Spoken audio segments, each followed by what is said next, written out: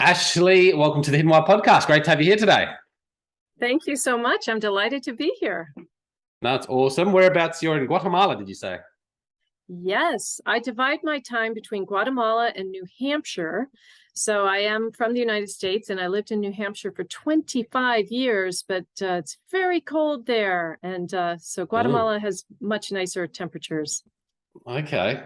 So what, 6 months there and 6 months in Guatemala? Like, how does that work? Yeah, that would be logical. But no, it's more like 9 months, 3 months. 3 months in New Hampshire, that is, and 9 months in Guatemala. Okay, Yeah, that's cool. Enough time to have a baby. Enough time to have a baby, yes, true. So you're a psychotherapist, is that right? 30 years That's in correct. the making? Know, 30 years in the field, which is still blows my mind. But yes, it's been a wonderful career and I love working with people. Right. What got you into this career? You know, I was in my 20s and I had graduated from university and I wasn't sure what to do. So I kind of drifted around for a while and I was in public relations. And I was writing press releases for, medicine, for like allergy medicine. And at one point I just said, what am I doing with my life? This does not feel meaningful. So I had actually been a psychology major back in college and it just came together all of a sudden. I said, I need to be helping people in emotional pain. Just sort of came to me like in an afternoon when I was walking down the streets of Manhattan. And after that, I went into graduate school to become a therapist and I've never looked back. Cool. I've got a couple of questions from that. So going through uni, getting into a work that I guess it wasn't fulfilling you and we're not giving you that meaning and purpose. That's great to have that sort of experience early on. And then it clicks and you figure out what you actually want to do. But a lot of people, it can happen anytime in life, can't it? Yes, walk us it through really that. can. I mean, it's flashing back, obviously, a while in your career now, but walk us through those motions and maybe share some insight as to how that could help others in that same position right now and why it's so important to, find something that you're passionate about and find something that you love. Well, it really is, isn't it? Because if you're just sitting in a cubicle, watching the days come and go, and I realized someone asked me once, like, what's your 5-year plan? And I was in my 20s, and I said, well, I guess I only care about getting a promotion in this job so I can have a bigger cubicle. And then I thought, that is pitiful. That's a terrible goal. Like just to have a better cubicle in an office where I feel like I'm just a drone with like a little ant in the anthill. So I think that for people who are finding that they don't have a purpose, it's time to start investigating that. For me, that meant a lot of prayer and asking a higher power to show me what to do. Although I will also say there's a book called The Color of Your Parachute, and that was helpful for me too. I think it's called that, something about a color in a parachute. And it's about how to sort of dial in to what would match your personality, your skill set, your interests, because obviously there's meaningful work everywhere. And the truth is almost anything can be done meaningfully. So even if you're a barista or anything that you're doing, sweeping floors, it can be meaningful if you have the right intention behind it. Yeah, of course. But for me, it just needed to be working with people and human emotions and particularly emotional pain, kind of getting behind the mask of what people are feeling. Is that something that you felt you did anyway, like in your younger years, just helping people and talking about emotions and feelings and... Yes, exactly. Yeah. That just was happening. Even people I met in grocery stores, it was just happening everywhere I went. So at some point I thought, I really ought to be getting paid for this. Oh, I'm glad I didn't meet you in the third aisle of the supermarket. But no, it's well, if you listen to people, they want to talk. People, we have things, we want to be heard, we want to be validated. So I'm honored to do that. There's a lot of talk about, this is going off a tangent a bit, but there's a lot of talk about this, opening up and are you okay, and talking about our emotions and feelings, and which is great. I don't disagree. I think we should encourage it, but sometimes I feel like now that people are doing it quite awkwardly or falsely with their intent. They're just doing it because they want to be seen as one of those people that are, okay with emotions. Oh, interesting. Well, just a perspective. Yeah. Well, I don't know. That's interesting. I'm not really aware of that because people who come to me really are interested in talking about their emotions. But if you're right, if there's kind of like that's sort of a woke persona that you want to be, you know, into your emotional world, and it doesn't feel authentic, then that would get old pretty fast, I would think. It's like the whole spiritual movement at the moment, and this authenticity and things like that. You know, it's taking a bigger movement, and people are jumping on that bandwagon. Almost like big companies going in with climate change. You know, talking about how good their company is and how they're so involved in reducing their carbon footprint, but just doing it really more for that public sort of relations perspective. Yeah, well, you know, inauthenticity is an issue that time will suss it out, I think. If you're trying to meet someone and they say they're into their emotions, over time you would realize that they're not, or they were faking it, or it wasn't true. I think truth eventually wins over time. And so you want to look for that, because maybe the intentions are good, but if it's not really true or authentic, that's going to become apparent over time. You want to listen to your intuition. Is what they're saying matching their vibration? Is what they're saying matching their actions, matching their words, all of it? You want to look at the whole package, and you should be able to tell if someone's just sort of a talker. Yeah, 100%. The other question I had for you was with regards to psychotherapy and psychology. What's the difference there? It always confuses me. So how do you define that? I know. Well, you're right. And there's even one more, which is psychiatry. And Right. psychiatry is the easiest one to define because it's really about medication. Psychiatrists are MDs. They went to med school and they prescribe medication. The difference between a psychotherapist and a psychologist is harder to tease out. Because a psychotherapist can have a variety of degrees. They could have a PhD as a psychologist. They could have an MSW, which is what I have. They could have a licensed mental health. They could have a master's in marriage and family therapy. So it does get confusing. But in general, psychotherapy is that you sit with people in a 50-minute hour and you talk about their emotions and their childhood, and you're helping them connect the dots, and you're teaching them tools, and you're having a session, right? But a psychologist, they might have a 50-minute session and do psychotherapy, but they also might be a professor. They might do research, psychological testing. So they have another sort of tools in their tool belt. They're not just doing therapy. They might be doing all these other things like testing and research primarily. Oh, okay. Yeah, cool. So 30 years. Well done. Thank you. I mean, it must be, you must be very good at dealing with emotions, because I imagine the people that you meet, you take a lot of that on board, don't you? Yes. But you know what? And that's why I've been able to do it so long. I take it on board, but I don't absorb it into my being, because if I did, I would have burned out a long time ago. So I've been able to sort of walk the tightrope where I care, and I genuinely care and have compassion, but I don't absorb it into my cells, because otherwise that would just be too much. I would, if I was an empath in that way, I would have burned out. So how do you, is that just something that you've found naturally, that you've been able to have that barrier, or do you have tools to help you with that? Because a lot of people in everyday life, we deal with, family members or friends or people that have a lot of emotional baggage that, we grab onto, and it weighs us down.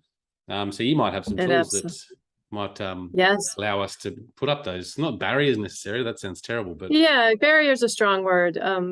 Boundaries, a word that people like to say, or just just sort of a protective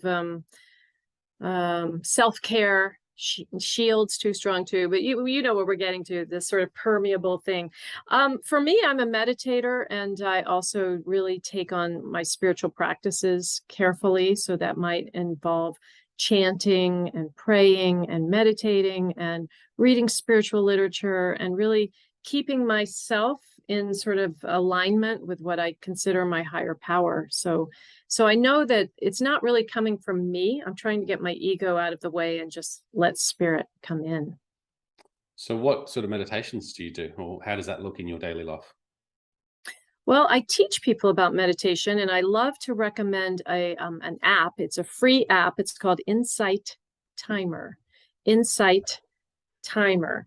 And they have literally thousands of free meditations. And the best part about it, because I love short meditations, some people will go on the cushion for 20, 30, 40 minutes. That's never been me. I believe less is more. So I love a good 5-minute meditation. And the thing about Insight Timer is that you can put in a filter to search meditations by time. So I pull up all the 5-minute meditations and I'm good to go.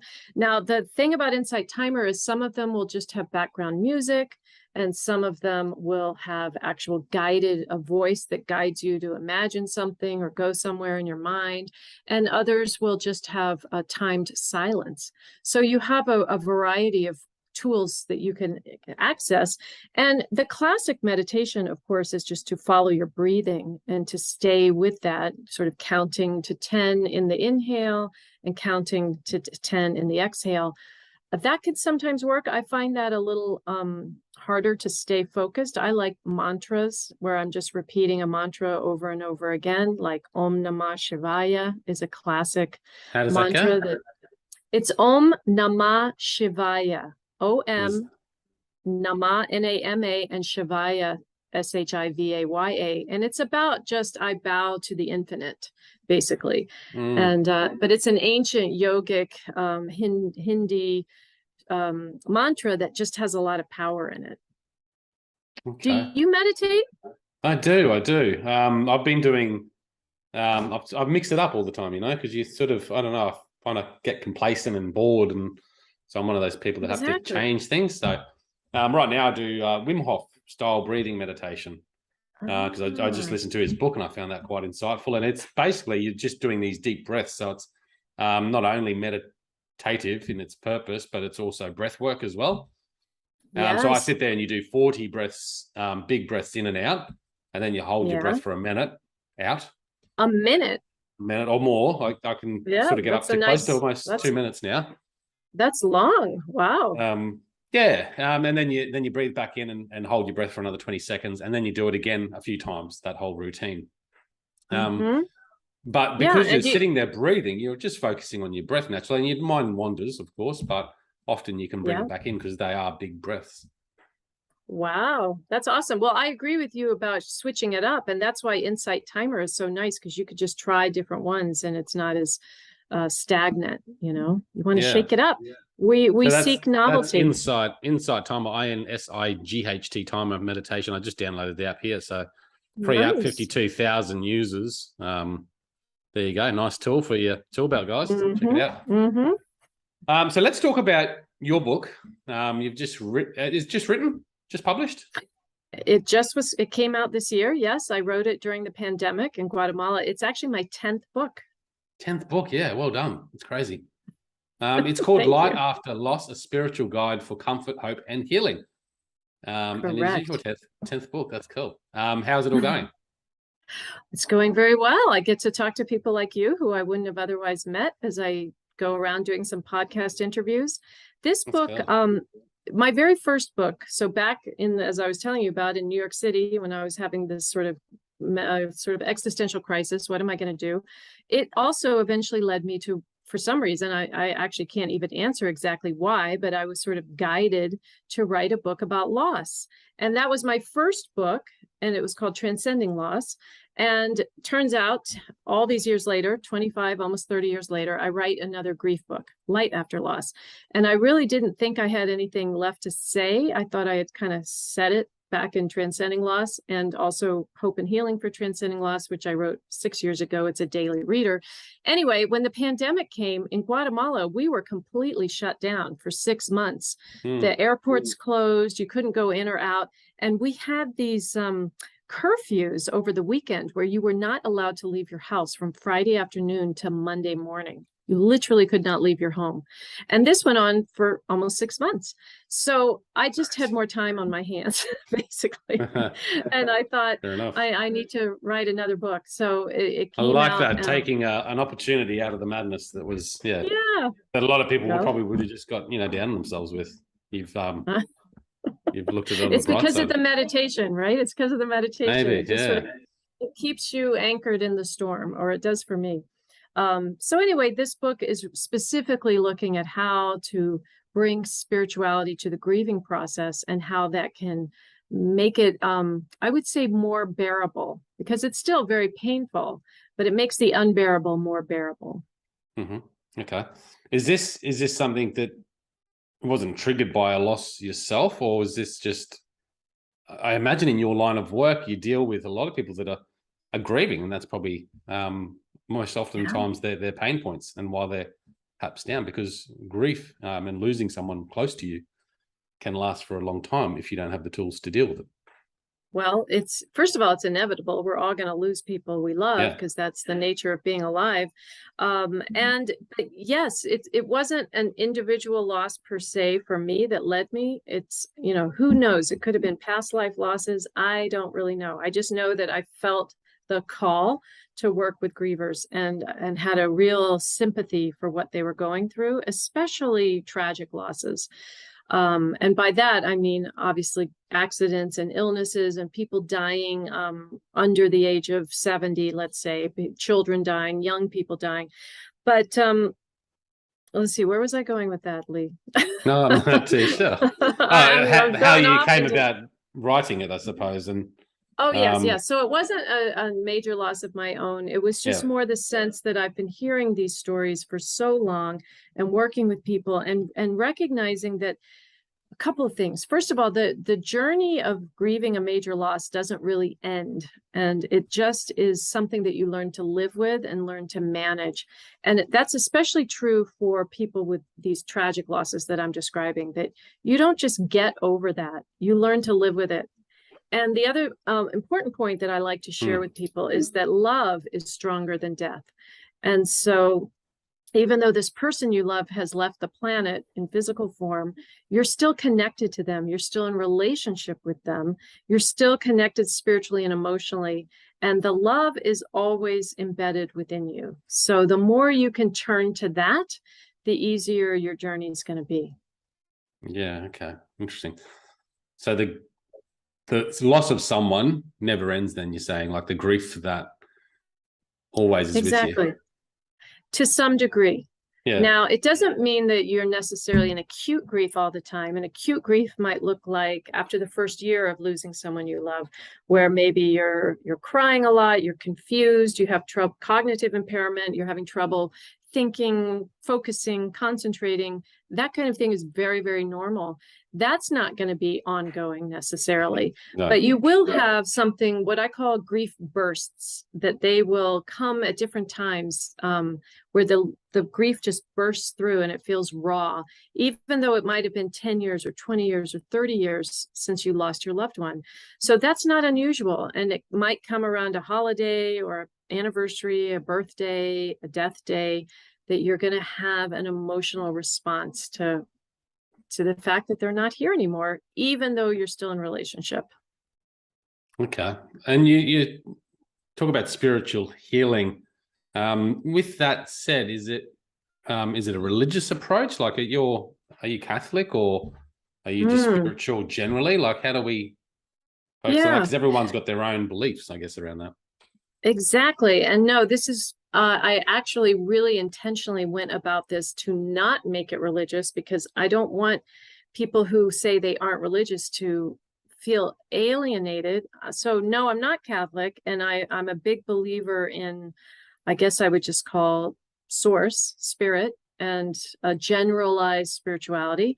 But I try to make it so broad and so all-encompassing that even people who say, well, I'm not spiritual, that's not for me, would be able to read this book and find some comfort in it. Yeah. So, for example, I would say nature is probably the most spiritual experience that almost everyone has had at some point in their life, meaning that they've been moved by nature. They've been moved by a sunset or an ocean scene. They've been hiking. They've been on mountaintops. They've been in walked trails. They've seen lakes. They've seen oceans. That there's something about nature that we long to connect with. And I would call that a spiritual experience, that you're connecting to something more, something bigger than yourself. So that's the kind of experience that I'm talking about and trying to help people access. Okay, so when we're talking, and actually this is quite close to home for me. I lost my father earlier this year, back in March. Suddenly he had a stroke and passed away. Oh, I'm Quickly, sorry. I'm sorry for your fortunately. loss. For Yes, him, thank yeah. you. Yeah. But look, it's something that that's, I guess, close to me, Sue, so we can talk about it in that sense. But for someone sitting in that chair with you and talking about their grief, how do you bring the talk of nature into that conversation? And is it a practice that you encourage people to, go out there and do some more hikes or go for a swim in the ocean? Like, what is it that we should be doing? Interesting. Okay, well, first of all, I probably wouldn't mention it right off the bat. So when I'm working with someone, that's going to come a little bit later in the journey. So I guess a lot of what I help someone do, so for example, if I was talking with you, I'd want to hear more about your relationship with your father, what it was like, how the relationship evolved over time. What do you miss about him? What do you not miss about him? What was it like to be at the funeral? I'd help you explore some of the relationships. So Right. I think Okay. a big part of what I try to help people do is help them understand their experience and validate their feelings around it, and even normalize what they're experiencing. But let me give you so I wouldn't just automatically say, I think you should go out and hug a tree today for your homework. Although that might be nice and it might even be helpful. But here's an example that even your listeners could be listening to.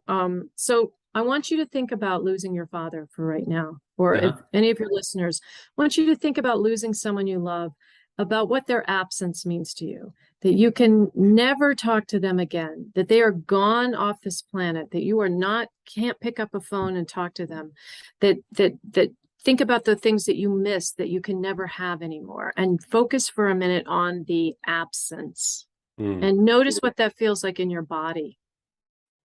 And then take a breath. And then I would ask you to change direction of your thoughts. And I want you to imagine your heart sort of opening. And I want you to think about how much you loved that person and how much that person loved you. And I want you to think about some of the gifts they gave you, whether it was a literal gift that you still have, or gifts of courage, or gifts of compassion, or gifts of support, showing up at your sporting events, all the ways they showed up for you in your life. And I want you to think about how that part of that person is embedded within you, and that you're part of that person's legacy.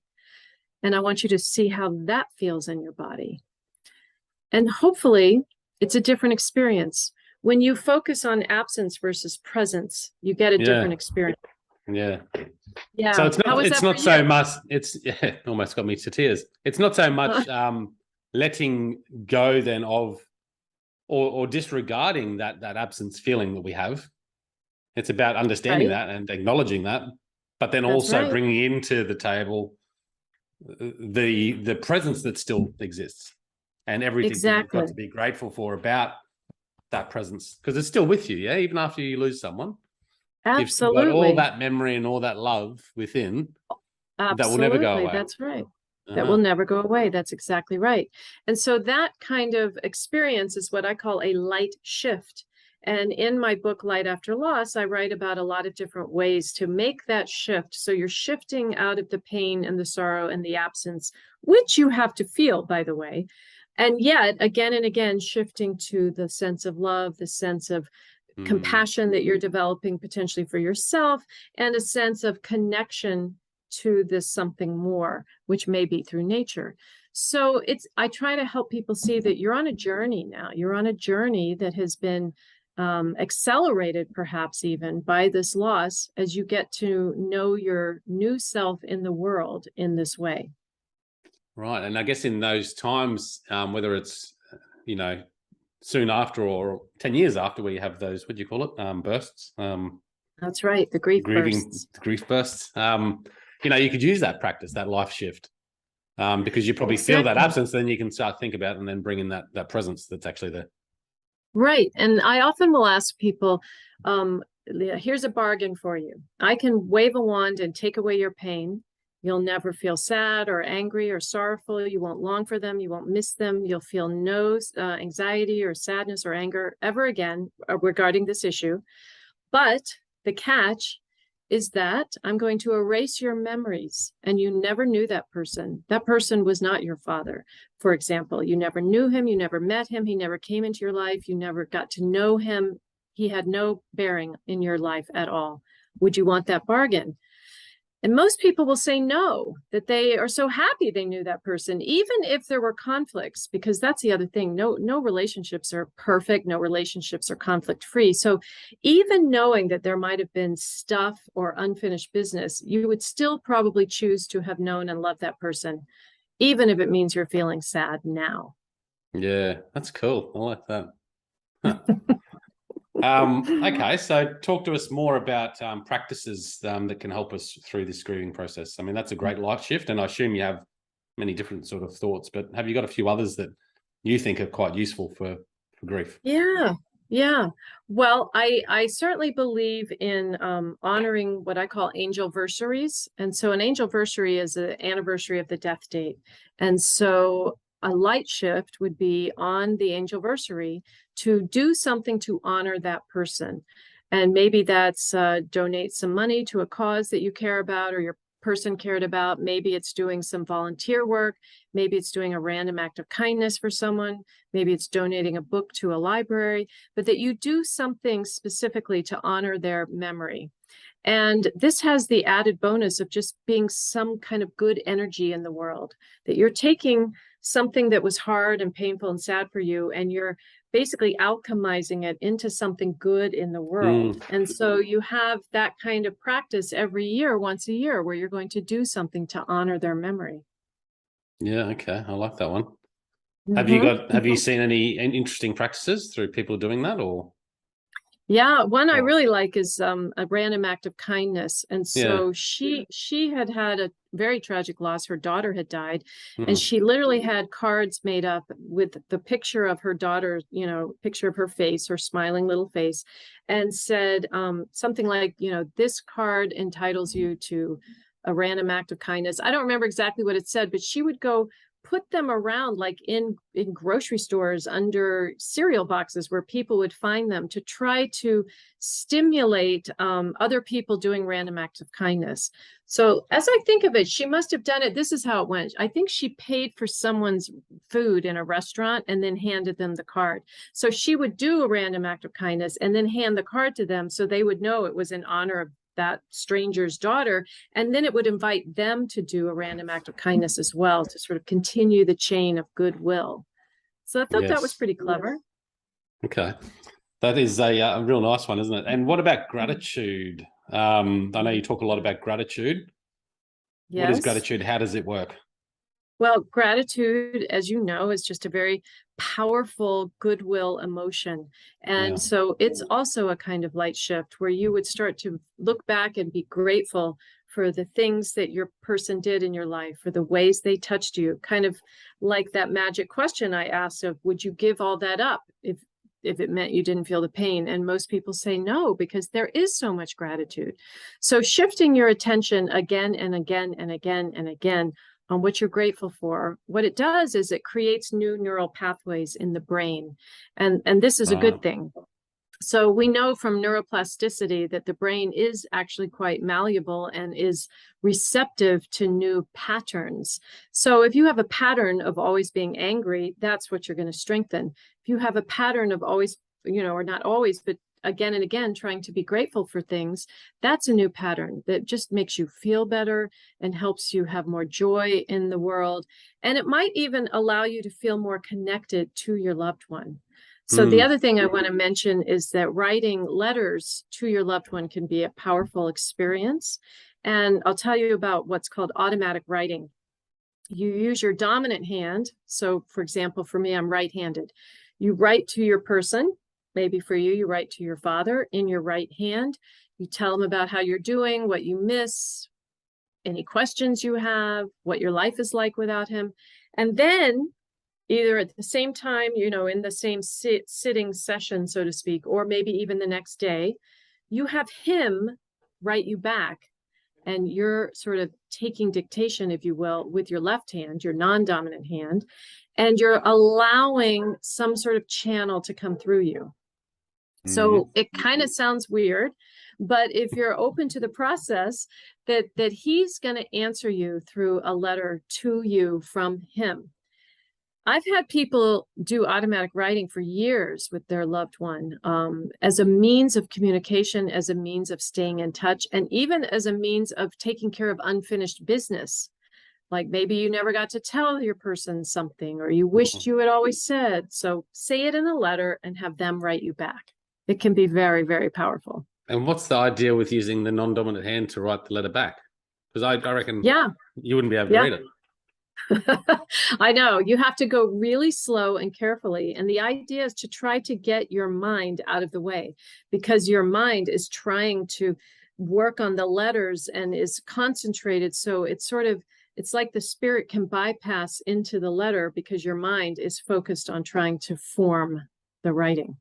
Right. Otherwise, the judge, the inner critic, the inner skeptic can really get in the way.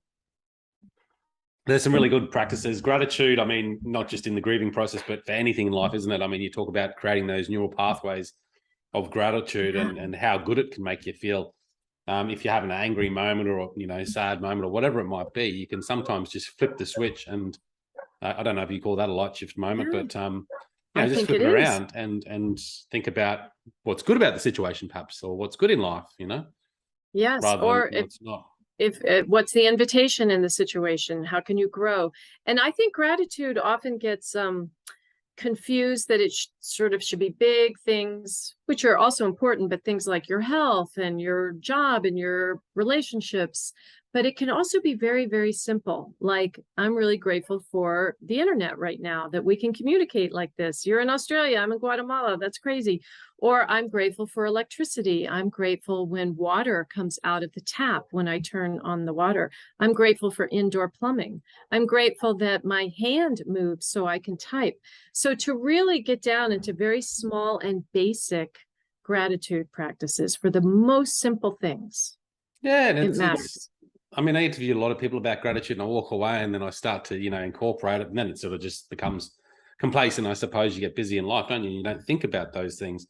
How do you bring that into your everyday life? Like, sitting down after this, taking 2 seconds to say, so grateful I had that interview, with Ashley today.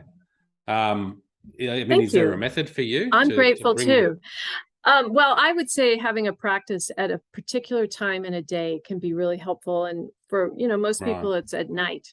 And I personally, I've heard it before where they say, write down 5 things you were grateful for from your day. I think it's too hard to write things down. People don't stick to that kind of practice. But if you're falling asleep, if you're kind of in that dreamy state, if you can develop the practice of saying, let me just review my day. Let me think of 3 things from my day that were really nice that I'm really grateful for. That can be a powerful practice because it shifts from day to day. It's not always going to be the same ones. It might be, I'm glad I had that interview. That was really nice. And I'm glad wow, that was such a good sandwich at lunch. I'm so grateful I had that sandwich. So it changes from day to day. So while you're falling asleep, and here's a way to really amp that up. And this is based on the research of Rick Hanson, who wrote a book called The Buddha's Brain. So he calls this being able to take in the good, that if you take a few moments with each of those things you were grateful for, and it sort of sounds weird, but you're trying to amplify the feeling of gratitude. So you don't just list it, oh, I'm grateful I had that delicious sandwich. You pull it apart, amplify it, expand it, and say, oh my God, that's right. That cheese, the way it melted, and it was so delicious, and the crunchy bread, and oh, there were those field greens on it, and I love the plate it was on. You expand the experience as you're remembering it gratefully, and that creates amazing neural pathways in your brain. Yeah, right. Yeah. Okay. So really breaking it apart. Give that a try. You're supposed to do it for 20 seconds, expanding it, absorbing it, teasing it apart for 20 seconds. And that's just going to powerhouse you into happiness. Okay. Got to bring that back into that bed. I have had Rick Hanson on the show many episodes ago. So, and he probably talked about it and I probably started and then stopped it. So it's about getting that practice, consistent, I suppose. Key for life, isn't it? Consistency. Yes. And it's never too late to start again. Choose again. I forgot for a few days. Oh, well, now I can do it again. Give it a go. Yeah. And I think you got to find and I always say this, find the things that work for you and and switch it up if you're feeling it's not working, which I do often Absolutely. enough as well. So, Ashley, it's been an absolute pleasure having you on the show. Thank you. Thank you so much. My pleasure as well. Wishing you all the best. All the success with your book. Just tell us quickly, the picture on the front cover is a Chinese bowl that's cracked and broken, that's stuck back together with, what is it? Like a glue or something? It's actually Japanese. It's called kintsugi, K-I-N-T-S-U-G-I, kintsugi. And it's the Japanese practice of taking broken artifacts and gluing them back together with golden joinery, golden glue, so that the new image or the new product you have is actually very beautiful in its creativity, but it highlights the fractures. That's what's interesting. It's not trying to hide the broken places. In fact, it's creating beauty out of brokenness. And I think that light shifts, turning towards goodness, towards love, towards compassion, towards connection, towards goodness in the world, is the kind of golden glue in the brokenness of grief. What a fantastic note to finish on. Thank you. How can people best, obviously we've got the book on Amazon here. I'll stick the link in the show notes. How can people find more about you? Like, you have a website we can go to? Yeah, check out my website, which is www.ashleydavisbush.com. ashleydavisbush.com. I'll stick the link in the show notes, guys. Check it out. Connect with Ashley. Ashley, thank you for coming on the show. My pleasure. Thank you. Guys, check it out at thehiddenwire.com. Until next time, peace, passion, and purpose. See you soon.